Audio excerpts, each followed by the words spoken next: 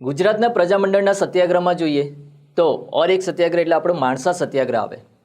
આ માણસા સત્યાગ્રહ 1938માં થયો હતો, પરંતુ ત્યાંના લોકોને આ સત્યાગ્રહ કેમ કરવો પડ્યો તે માટેની વિગત જોઈએ તો કોઈપણ પ્રદેશ હોય એની દર 10 વર્ષે નવી આકારણી થતી હોય છે, અને એ જ રીતના 1937ની અંદર માણસા પ્રદેશ હતો એની પણ નવી આકારણી થઈ હતી, અને તેના જ લીધે ત્યાંના મહેસૂલમાં 2 થી 2.5% વધારો થઈ ગયો।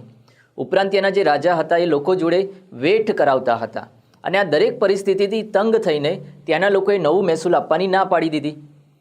તેથી જ ત્યાંના રાજાએ ત્યાંના લોકો પર બળજબરીપૂર્વક અને બળનો પ્રયોગ કરીને નવું મહેસૂલ ઉઘરાવવાનું શરૂ કર્યું।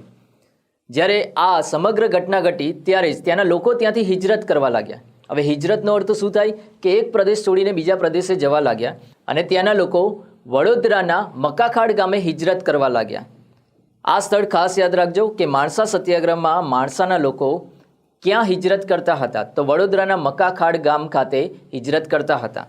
જ્યારે આ સમગ્ર ઘટના ઉપર રવિશંકર મહારાજનું ધ્યાન ગયું ત્યારે તેઓ માણસા ગામ ખાતે આવ્યા અને વિષયવાર વસ્તુનો અભ્યાસ કર્યો, અને તેના અંતે માણસાના જે દિવાન હતા ગિરધરલાલ તેમણે એક અભિપ્રાય આપ્યો કે તેમણે એક નવી પદ્ધતિ લાવવી જોઈએ, અને એ પદ્ધતિ હતી ભાગ બટાઈ પદ્ધતિ। પરંતુ ગિરધરલાલે તેનો સાફ ઇનકાર કરી દીધો। ઉપરાંત જે લોકો નવું મહેસૂલ નહોતા આપતા તે લોકોને દંડ કરવામાં આવ્યો, જપ્તી કરવામાં આવતી હતી અને મારઝૂડ પણ કરવામાં આવતી હતી। અને આથી જ જાન્યુઆરી 1938ના રોજ લોકોએ અસરકારની ચળવળ શરૂ કરી, અને તેથી જ અમુક પોલિટિકલ એજન્ટ એટલે એવું કહેવાય કે સાદરાના જે પોલિટિકલ એજન્ટો હતા આ વિવાદમાં વચ્ચે પડ્યા અને સમાધાન કરાવ્યું, અને સમાધાનમાં અંતે જે મહેસૂલ વધારો થયો હતો તેમાં થોડો ઘટાડો કરવામાં આવ્યો, અને આ જ રીતે માણસા સત્યાગ્રહ સફળતાપૂર્વક પૂર્ણ થયું હતું।